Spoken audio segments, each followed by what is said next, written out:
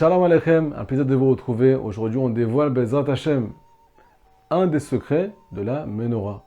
Vous connaissez tous la menorah, le candélabre avec les 7 branches, 7 jours de la semaine, les 7 mazalot.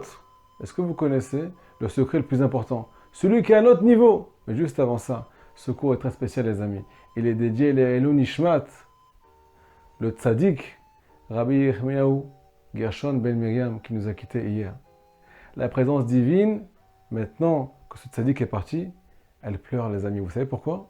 Parce qu'à la base, elle cherche sur qui siéger, sur quel juif elle peut se reposer. Et maintenant que le tzaddik est parti, elle se lamente. Elle cherche sur qui se reposer. Peut-être que grâce à ce cours, on va réussir à faire une petite place dans notre cœur pour la réconforter et pour la faire entrer dans notre vie. Avec le secret de la menorah, dévoilé par Rabbi Nathan de Breslev. Juste avant ça, est-ce que vous savez quel style de personne Akadosh Baruch Hu, il kiffe le plus au monde? Les gens gentils, ceux qui donnent toute la journée, ceux qui sont dans la simcha tout le temps, ou bien les gens qui sont ultra têtus. Têtus comme des mules. Est-ce que vous connaissez ce style de personnes-là? Quand ils veulent te joindre au téléphone, tu as 40 appels en absence. Chez toi, chez ta femme, chez tes enfants, tant qu'ils ne t'ont pas au téléphone, ils ne lâchent pas l'affaire. C'est eux que Akadosh Baruch Hu, il aime, les amis. Qu'on va expliquer aujourd'hui, avec le secret de la menorah. Un secret qui ne peut plus rester un secret, qui doit être dévoilé. En tout cas, selon Rabbi Nachman, en tout cas, selon Rabbi Nathan. Nous dira Benoît Akadosh, pour qu'un juif reste juif dans ce monde, et c'est comme ça, B'at Hashem, qu'on va réconforter la présence divine. Bessiata d'Ishmael, il faut qu'il soit têtu comme une mule. Pourquoi? Parce que c'est prévu que tu vas te casser la figure. C'est prévu par Dieu que tu vas avoir des milliards d'épreuves, que tu vas tomber, tu vas te relever. Mais il y en a qui tombent et qui ne se relèvent pas. Et là, Kadosh Baruch Hu, il pleure. À la présence divine, elle se lamente. Mais où je vais aller maintenant que mes enfants, ils ont baissé les bras? Imagine-toi, tu as un problème pour regarder tes yeux. Tu as un problème pour prier. Tu n'as pas envie de prier. Des fois, tu as envie, des fois, tu n'as pas envie. Des fois, tu n'arrives pas à te concentrer. Tu essaies de faire des efforts pour travailler tes traits de caractère. Mais il n'y a rien à faire. Tu sens que tu es irréparable. Tu fais une fois des efforts, deux fois des efforts sur un cours de Torah, 2 cours de Torah, tu te réveilles, après tu te rendors, et à la fin tu dis, mais laissez-moi tranquille à la fin. C'est pas pour moi tout ça. Moi j'ai fait des milliards d'efforts et j'arrive pas. C'est pas pour moi. Allez voir ceux qui sont bons. Moi je suis bracassé. Alors écoutez, me dire Rabbi Nathan, c'est les gens têtus que Akadosh Baruch Hu aime. C'est les gens têtus qu'il veut. Et de ça il s'enorgueillit de ses enfants qui lâchent pas l'affaire. Je vais vous raconter une histoire. Un juif qui tombait dans la faute la plus grande de la Torah. Aujourd'hui, tout le monde est touché, malheureusement. On est tellement confronté à ces choses-là que ça devient, je ne vais pas dire de l'impossible, mais ça devient peut-être la plus grande épreuve. La faute la plus grande de la Torah, vous avez compris de quoi il s'agit. Tous les jours, il avait ce qu'on appelle des nisyonotes, des épreuves. Et il tombait de temps en temps, peut-être 1 fois, 2 fois par semaine. Et il me raconte que juste après qu'il était tombé, il allait directement au mikvé. Il faisait tikkun klali. Et il allait au Beth Midrash tout de suite. Tout de suite, il allait étudier la Torah. Le lendemain, il était assis à sa place. Le surlendemain, assis à sa place. D'un côté, il était brisé avec des couteaux dans le cœur. Qu'est-ce que ça veut dire? Moi, j'essaie de faire des efforts pour servir Hachem. Et de l'autre côté, je tombe tellement bas. C'est tellement sale, tellement malsain. Ça a tellement d'impact sur la vie d'un juif, sur le couple d'un juif, sur le mental du juif. Mais quoi? Il était là comme un robot, comme un soldat sur sa chaise en train d'étudier. Après Mikvé, après Tikkun Kali, après Tchouva, après avoir fait Tchouva, bien entendu. Qu'est-ce que j'ai envie de vous dire par là? J'ai envie de vous dire que ce juif-là, c'est l'amour d'Hachem. D'un côté, il est à râler pâquerette parce qu'il fait la chose la plus pire, mais d'un autre côté, c'est le bijou d'Akadosh Baruch Hu. Parce que quoi qu'il arrive, à la fin, il va arriver après 120 ans. Tous ces jours de Torah qu'il a étudiés, toutes ces misères qu'il a fait, toutes ces prières qu'il a continué à faire pour se battre, pour sortir de cette faute-là, c'est comptabilisé. Les fautes, elles sont comptabilisées, mais les misères, elles sont aussi comptabilisées. Et nous, les Juifs, on a du mal à faire la part des choses.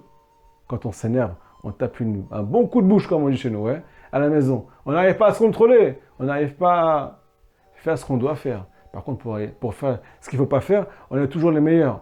On pourra se dire, ça sert à quoi de faire des efforts, à quoi bon? Alors à quoi bon? Le compte à la fin. combien de plus tu vas avoir et combien de moins tu vas avoir. Les moins, t'inquiète pas, ils seront là. Si tu fais tchouva, ils vont s'effacer. Ils vont être transformés en plus si tu fais tchouva par amour pour Dieu.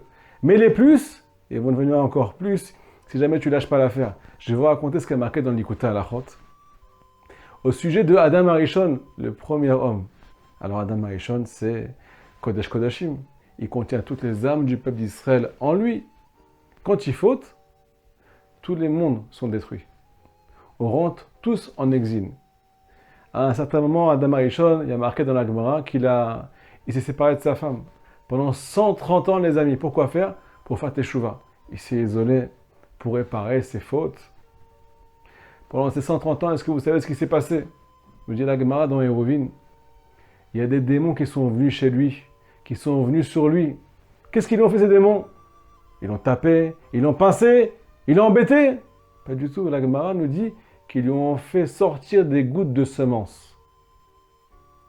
Je ne vais pas rentrer dans les détails maintenant. Pendant 130 ans, les amis, il a fait la faute la plus grave. Alors qu'il est parti pour réparer. Mais apparemment, ça a été décidé autrement. Il a été éprouvé, tombé, jour après jour. Année après année, pendant 130 ans. Combien peut tenir à Rabotai? Mais quoi? Nos sages, ils ont appelé Adam Arishon Chassid. Il est pieux. Eh ben, Shalom, quel pieux? De quoi tu parles? Mais de quoi tu parles? Nous dit Rabbi Nathan, tu sais pourquoi il est pieux, Adam Arishon? Parce que malgré toutes ces descentes, malgré ces cassages de figure là, il a continué à servir Hachem. Il est resté fidèle. Il a continué à prier, malgré qu'il n'arrivait pas à prier. Il a continué à prier, malgré que des fois il tombait. Il a continué à étudier la Torah. Il a continué à se travailler, continué à implorer Dieu. Il était têtu comme une mule. Nous dit Rabbi Nathan, tu sais ce qui est sorti de Adam Arishon? Bah, si tu fais le compte. Il est sorti Avraham Avinu, Yitzhak Avinu, Yaakov, Mashiach, de qui il va sortir? De Adam Arishon. Imagine-toi qu'il aurait baissé les bras, parce que c'est un bras cassé qui vient à Hashem Ishmor. On n'a pas parlé comme ça, parce qu'il avait des épreuves, et parce qu'il avait fait la faute la plus grave. Imagine-toi qu'il aurait lâché au milieu. Eh bien, il ne sera rien sorti de lui. Il sera arrivé pas à zéro devant le bon Dieu après 120 ans. Il sera arrivé à moins des milliards. Parce qu'il aurait baissé les bras. Alors à Bota, il y a un message extraordinaire pour nous. C'est que si jamais on a une difficulté, fais la part des choses. Les mois sont des mois, ils seront transformés en plus avec la tchouva me'ava, si on va se repentir par amour pour Hachem. Parce que chaque juif, il aime Hachem à l'intérieur de lui. Sauf que quoi? Il n'en peut plus, il est déçu. Et à la fin, il en a marre. Mais à la base, notre neshama, elle n'a besoin que d'une seule chose, s'élever vers Dieu. Alors si jamais on écoute ce conseil à Botaï, on va transformer les mots en plus, et les plus, ils vont devenir des milliards de mitzvot. Maintenant, on arrive au secret de la menorah, les amis. Il y a marqué dans le pasouk, Miksha Zahav, c'est un bloc d'or. Deuxièmement, Miechad Picha, ce bloc d'or, il est de la tête au pied du candélabre. Combien la menorah a de branches? 7 branches. Ces 7 branches, ça fait référence sur le Zohar, sur l'Ikouté Moran, aux 7 orifices qui sont sur le visage de la personne. Les 2 yeux, les oreilles, le nez et la bouche. Les yeux, ça fait référence au fait que tu dois garder tes yeux. Les oreilles, ça fait référence à la croyance, aux tzadikim. Est-ce que tu leur fais confiance quand ils te donnent des conseils pour servir Hachem? Le nez, ça fait référence à la crainte du ciel. La bouche, ça fait référence au mensonge, ne pas dire du mensonge. Les yeux, bien entendu, qu'est-ce que tu regardes? Est-ce que tu tiens le coup pour garder tes yeux ou pas? Personne ne tient le coup, mais tout le monde se relève grâce à ce coup, Mohamed Hachem. Me dire, Rabbi Nathan, si tu as un bloc et que tu essaies de garder ces 7 orifices qui font référence aux 7 candélabres, qu'est-ce qui va se passer? Eh bien là, les bougies, ton âme, le Shefa Eloki, l'abondance du ciel va transcender ton cerveau. Parce que ces 7 orifices, ils sont reliés à ton cerveau. Et là, tu vas t'allumer. Yahiru Sheva Tanerot. Les 7 bougies du candélabre vont s'éclairer. Nous dit Rabbi Nathan pour ça, il faut être un bloc. Miksha Zahav. Miksha, c'est Akshanut. Et là, nous dit Rabbi Nathan, Akadosh Baruch Hu, il imite pas, il se glorifie de ce juif-là, qui lâche pas l'affaire. C'est pour ça que la menorah, elle était avec beaucoup de ce qu'on appelle de détails. Il y avait des fleurs, il y avait des choses extraordinaires. Nous dit Rabbi Nathan, ça va l'un avec l'autre. Plus tu es têtu, plus tu trouves grâce aux yeux d'Akadosh Baruch Hu. Et c'est pour ça qu'Akadosh Baruch Hu nous a donné la Torah, à nous les juifs. Parce qu'on est azéfanim, on est effronté, même quand on n'est pas méritant. Même quand on est en dehors du ring, on revient sur le ring. c'est à ce peuple-là qu'on donne la Torah. Shabbat Shalom!